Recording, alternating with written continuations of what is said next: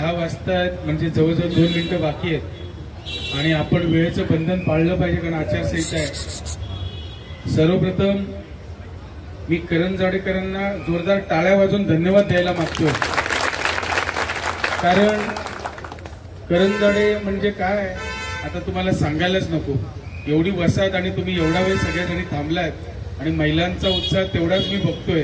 कारण इथे सर्व धर्म समभाव हे मला करण जाड्यात नेहमी, तुम्ही मुस्लिम भगिनी नेहमी असता म्हणून हे दिसतं. एकदा म्हणून जोरदार टाळ्या झाल्या पाहिजे. कारण एकत्रितरित्या येऊन आपण काम करण्याची जी इच्छाशक्ती असते ना, जेव्हा ही इच्छाशक्ती असते त्यावेळी चांगली कामं घडतात. कारण इथे आज आपल्या मंचकावर विनोदजी साबळे साहेब आहेत, सरपंच अनिल ढवळे साहेब आहेत, सभापती शहाळे साहेब आहेत आणि नंतर सभापती आपले प्रकाशजी जितेकर साहेब आहेत, सचिन ताडपळे साहेब आहेत. आपली नवीन ओळख असल्यामुळे साहेब आपण हे आता पुढच्या वेळी नाव नक्कीच आपलं प्रेमाने आहेच, परंतु एकदम व्यवस्थितरित्या नाव येईल. कारण एकदा आम्ही जुडलो साहेब ना की आम्ही कधी नातं तोडत नाही, अशी माणसं आम्ही आहोत. आणि तुम्हाला एकच सांगतो की इलेक्शन आले की सगळे वारे वाहतात, बरेचसे येतात, थापा मारतात, जातात, परत 5 वर्ष बघायला कोणी नसतं. परंतु तुम्हाला एक सांगतो, शेतकरी कामगार पक्ष आणि आम्ही ही मंडळी होत ना, एकदा जुडलो ना की आम्ही प्रत्येकाच्या सुखदुःखात गेल्याशिवाय राहत नाही. आणि सुख काय आणि दुःख काय हे आम्हाला चांगलं माहिती आहे. मॅडम आम्हाला कळलं काही गोष्टी आहेत, आपली आई म्हणजे कळलं नक्कीच, परंतु इलेक्शनमध्ये असल्यावर पण आम्ही कधी विसरत नाही मॅडम. हे सगळं पाळणारी आम्ही मंडळी आहोत. आणि करण जाडेवासियांना मी एकच सांगतो, मी रामेश्वर बद्दल भाई नेहमी ओपन बोलतो की चांगला काम करणारा माणूस आता पुन्हा तुम्ही सोबत आहात, चांगले दिवस पुन्हा एकदा येतील असे एकत्र तुम्ही झालेले आहात. कारण या व्यक्तीमुळे पण खूप काही शिकण्यासारखं आहे. कारण मराठा समाजामध्ये काम करत असताना, जरांगे पाटील साहेबांच्या सोबत काम करत असताना ही व्यक्ती, कारण तिथे जायचं तर आम्हाला 100% ह्या व्यक्तीचीच आठवण येते. आणि ही कामं करत असताना आपण नेहमी समाजासाठी काहीतरी केलं पाहिजे या मताची आम्ही मंडळी आहोत. आणि तुम्हाला एकच सांगतो की आता आंतरराष्ट्रीय दिबा पाटील विमानतळ आपल्या इथे आता थोड्याच दिवसात काही म्हणजे 2-3 महिन्यातच चालू होईल.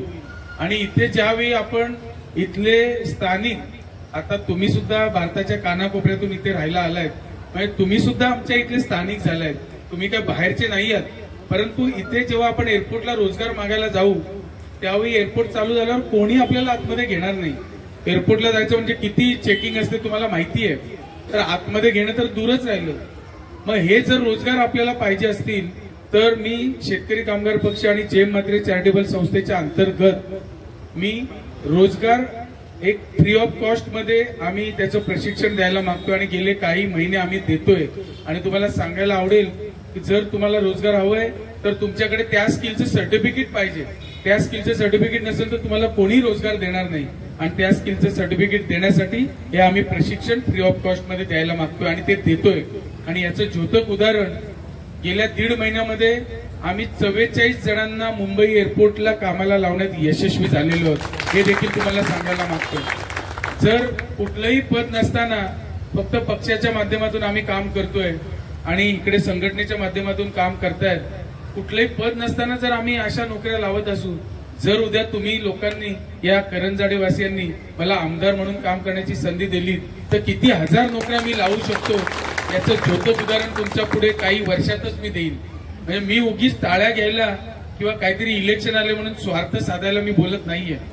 मी काय केलंय ते तुमच्या पुढे सांगतोय आणि काय करणार आहे ते मी बोलत नाहीये, पण मी जे करतोय त्या जोरावर पुढे काय करेन ते मी तुम्हाला सांगतोय. त्यामुळे करण जाडेवासियांना मी एकच विनंती करतोय की येत्या 20 तारखेला जे माझी निशाणी म्हणजे 6 नंबरला बॅलेट मशीनवर माझी प्रीतम जे.एम. म्हात्रे असं नाव असणार आहे. 6 नंबरला प्रीतम जे.एम. म्हात्रे असं नाव असणार आहे आणि त्याच्या पुढे शिट्टी ही निशाणी असणार आहे, जी आपण शिट्टी व्हिसल वाजवतो आपण, ती निशाणी आपल्या आहे. जर 23 तारखेला जर या शिट्टीच्या पुढे तुम्ही 20 तारखेला मतदान केलं आणि 23 तारखेला जर शिट्टी जोरात वाजली तर खरं सांगतो तुम्हाला, इथे खोटे बोलणारे जे होते आमदार महेश बालदी, मी नाव घेऊन सांगतो, कारण किती वचन दिले, काय काय दिले, मोठ्या मोठ्या गोष्टी, एवढे कोटी आणले तेवढे कोटी आणले, पण आम्हाला पाहिजे ते पाणी, आम्हाला पाहिजे ते लाईट आणि आम्हाला पाहिजे ते आमचे रस्ते, हे जर तुम्ही दिले असते तर करंजाडेवासियांनी तुमचा जाहीर सत्कार केला असता. आणि ते सत्कार करायची पुन्हा एकदा मला वाटतं विनोदभाई आणि रामेश्वरजी तुमच्यावरच ती मला वाटतं ही येणार आहे, वेळ येणार आहे. आणि काही दिवसातच, कारण पाण्याचा प्रश्न रस्त्यावर सगळी आपली मंडळी उतरली, परंतु बॅनर लावायला हे लोक विसरले नाहीत. परंतु ज्यांनी काम केलं हे सगळे मंडळी, तेव्हा आम्ही पण येऊ शकत होतो, ही मंडळीच रस्त्यावर होती, आम्ही पण राजकारण करायला तेव्हा येऊ शकत होतो, फक्त गाडीला स्टार्टर मारायचं आणि इथे यायचं होतं. परंतु आम्ही आलो नाही, कारण ही मंडळींनी ज्यांनी त्याच्यासाठी पुढाकार घेतलाय त्यांनाच त्याचं श्रेय जाणं हे खरं गरजेचं होतं, म्हणून आम्ही आलो नाही. नाहीतर सगळ्यांनी इथे बॅनर लावले, हे पाण्याचा प्रश्न सुटला, हे सुटला. तुम्ही सांगा, जेव्हा रामेश्वर सरपंच होता त्यावेळी पाण्याचा प्रश्न होता का हो? खरं सांगा, मी आज ओपन बोलतोय. आज तुम्ही बघा, नंतरच हे झालं. विनोदभाई, खरं तुमची चुकी झाली काहीतरी काम करण्यात, असं मला वाटतं. परंतु घाबरू नका, ही चुकी मी असं म्हणणार नाही. तुम्ही त्यांच्याशी एकदम प्रामाणिकपणे होतात त्यावेळी, हे तुम्हाला मी जनतेपुढे तुम्हाला सांगायला काही कमी करणार नाही. तेच आता तुम्हाला सांगतो, असंच प्रेम आता पुन्हा एकदा तुम्ही दाखवा. पुन्हा एकदा ती संधी मिळाली तर नक्कीच आपले प्रश्न, मी सगळे म्हणत नाही, पण ज्या मूलभूत गरजा आहेत, स्वच्छता, पाणी आणि आपल्याला सेफ्टी, आज महिला सक्षमीकरणाची खूप गरज आहे. आणि तुम्ही बघताय उरणमध्ये 2-3 घटना घडल्या, यशस्वी शिंदे काय झालं बघितलं. हे सगळ्या घटना अशा ज्या घडतायत, इथे तर नाव्याला एक घटना घडली, त्या नराधमाचं नाव तर प्रीतम म्हात्रे होतं. मीच घाबरलो बाई. हा, नाव्याला त्या मुलीच्या डोक्यात त्याने काहीतरी असं टाकलं, त्या मुलीच्या आणि त्याचं नाव प्रीतम म्हात्रे. मला फोन आले की बरं मी कधी असं करेल असं वाटतं का तुम्हाला, माझ्या चेहऱ्याकडे तरी बघून. पण ह्या असण्याचा भाग वेगळा राहिला. पण अशा पद्धतीनं आपल्या मुली देखील सुरक्षित नाहीयेत.